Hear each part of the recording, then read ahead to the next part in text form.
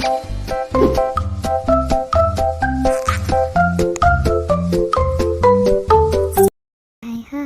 welcome back to my YouTube channel. Jangan lupa like, comment, and subscribe ya. Oke, next kita lanjutin ya ceritanya. Bab 4, Istri Kontrak. Saat ini Devi dibawa ke mansion milik Chiko. Kau bisa mengobatiku di sini. Masalah kerjamu, aku akan izin ke manajermu, ucap Chiko.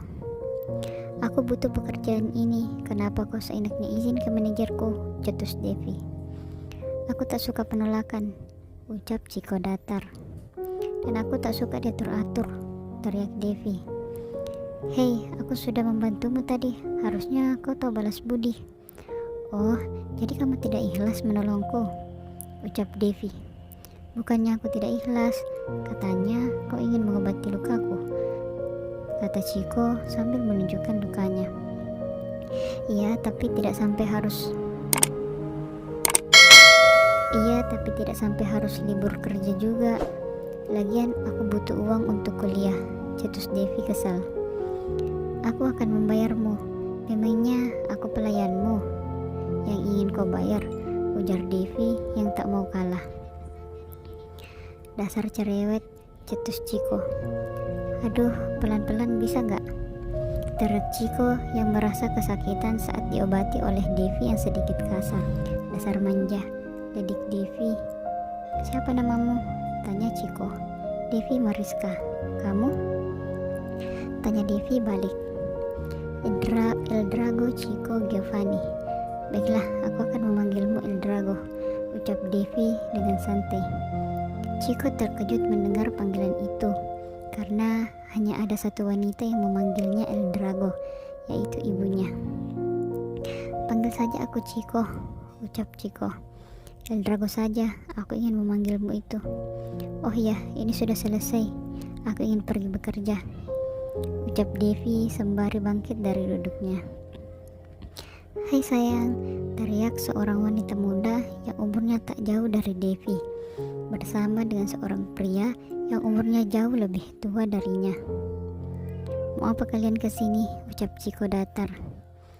Masa kami tidak boleh kesini? Kami kan orang tuamu, ucap Fiona. Fiona adalah ibu tiri dari Chiko. Diam kau bukan bagian dari keluarga ini.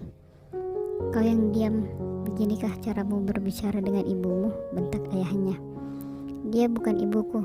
Sudah berapa kali aku bilang dia bukan ibuku, balas Chiko juga dengan berteriak. Devi yang melihat kejadian itu merasa bingung dengan keluarga itu. Sayang, coba lihat siapa yang datang, ucap Fiona sambil menunjuk ke arah gadis cantik yang mereka bawa. Ya, dia adalah gadis yang dijodohkan oleh kedua orang tuanya, Priscilla. Hai Chiko, sapa Priscilla, namun diabaikan oleh Chiko. Sapa dong Priscillanya, ucap Fiona. Aku tidak mau, pergilah dari mansion ini. Aku tidak ingin melihat kalian, ucap Chiko dan menarik tangan Devi menuju ruang tengah. Berhenti Chiko, teriak ayahnya. Chiko pun seketika menghentikan langkahnya bersama dengan Devi. Siapa dia?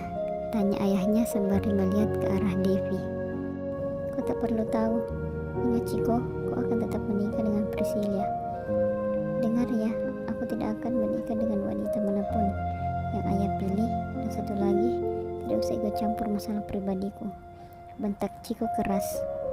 Baiklah, saya tidak akan memaksamu menikah dengan Priscilla, tapi kau harus punya istri dalam waktu 1 minggu, ucap ayahnya.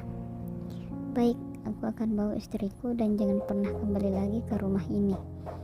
Kalian bukan siapa-siapa bagiku, ucap Chiko kesal sambil menggenggam tangan Devi menuju kamarnya. Saat ini Chiko membawa Devi ke ruangan lantai 3 khusus ruangannya. Ruangan itu sangat mewah. Chiko pun menghempaskan tubuhnya di kasur miliknya. Mengapa kau membawaku ke sini? Aku ingin pulang, ucap Devi kepada Chiko. Sudahlah, kau di sini saja dulu. Devi pun bergegas menuju ke pintu keluar ruangan itu. Namun pintu itu terkunci. Kau tak bisa keluar dari sini, ucap Chiko. Apa kau gila ya? Mengapa kau mengunciku di sini? Aku akan membayarmu, jadi diamlah. Kau kira aku apaan? Ucap Devi. Aku akan melepaskanmu. Sebelum itu, aku ingin membuat perjanjian. Apa? Perjanjian? Aku tidak mau. Aku ingin pergi, kata Devi. Kalau kau tidak mau, ya sudah. Kau tidak bisa keluar dari ruangan ini, ucap Chiko. Devi mengambil bantal dari sisi ranjang itu. Kemudian ia melemparkannya kepada Chiko. Lepaskan aku cepat, lepaskan, ucap Devi sambil memukul-mukul Chiko. Aku tidak mau, ucap Chiko yang terus menghindar dari lemparan itu. Mereka seperti kucing dan tikus yang saling berkejaran di atas ranjang besar itu. Lepaskan aku, teriak Devi sambil melayangkan bantal memukul Chiko. Tidak, aku tidak akan melepaskanmu sampai kau mengiyakan perjanjian ini, ucap Chiko terus menerus. Setelah mereka merasa lelah, mereka pun kehabisan tenaga lalu menjatuhkan tubuhnya di atas ranjang itu. Dengarkan aku, Devi. Aku akan membayarmu 1 juta tiap bulannya jika kau ingin menyetujui perjanjian ini. Memangnya perjanjian apa? Kau harus jadi istriku sementara. Bagaimana? Apa? Aku tidak mau, ucap Devi yang merasa kaget dengan perjanjian itu. Ini hanya istri kontrak saja. Kau bebas melakukan apa yang kau mau. Aku tidak akan menyentuhmu sama sekali. Lagian aku tidak tertarik denganmu. Kau masih sangat kecil, ucap Chiko dengan santai. Perjanjian macam apa ini? Ucap Devi. Aku hanya ingin memintamu menjadi istri kontrak. Lagian aku tidak ingin menikahi Priscilia kan enak. Aku akan membayarmu 1 juta tiap bulannya dan kau bebas melakukan apapun yang kau mau, ucap Chiko. Aku akan memberikanmu waktu, jadi pikirlah baik-baik dan ingat, aku tidak suka penolakan. Itu sama saja pemaksaan namanya. Kalau begitu, kita akan membuat perjanjian hanya 6 bulan saja. Setelah itu, aku akan membayarmu 1 juta dan kau bebas, ucap Chiko singkat kemudian meninggalkan kamar itu. Dasar pria tidak waras, gumam Devi. Sayang, kau tidak serius kan mengatakan hal tadi kepada Chiko, ucap Fiona kepada ayah Chiko. Aku serius, ucap ayah Chiko. Tapi bagaimana dengan keluarganya Priscilia? Tenang saja, dia tidak akan menikah dengan siapapun dalam waktu dekat. Lagian dia masih mencintai mantannya, ucap ayah Chiko. Sudah berjam-jam berlalu dan Devi pun masih di kamar Chiko. Chiko pun datang bersama pelayan membawa makanan ke kamar itu. Setelah sampai di kamar itu, terlihat Devi sedang tidur pulas di atas ranjang. Chiko mendekat ke arah Devi tertidur. Ia melihat wajah Devi yang terlihat sangat tenang saat tidur dibanding saat Devi terbangun yang terlihat sangat jutek dan cerewet.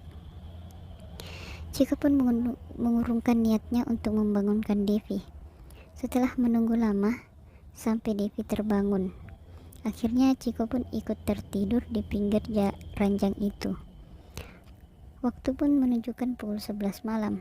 Devi terbangun karena ingin ke kamar mandi untuk buang air kecil. Ia terkejut tatkala melihat Chiko yang tertidur di sampingnya. Ah, teriak Devi kencang. Chiko pun terbangun dari tidurnya akibat teriakan Devi, lalu menatap tajam ke arah Devi. Kau ini berisik sekali.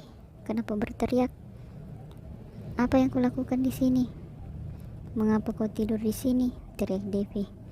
Loh, ini kan kamar aku, jadi suka-suka aku, ucap Chiko. Tapi kau tak boleh tidur di saat ada wanita sedang tidur. Bisa tidak kau berbicara, tidak berteriak? Bisa-bisa gendang telingaku pecah karenamu, ucap Chiko kesal. Aku ingin ke kamar mandi. Di mana kamar mandinya? Tanya Devi kepada Chiko. Itu di sana, ucap Chiko menunjuk ke kamar mandi itu, dan dengan cepat Devi pun langsung menuju ke kamar mandi, meninggalkan Chiko tanpa sepatah kata. Terima kasih.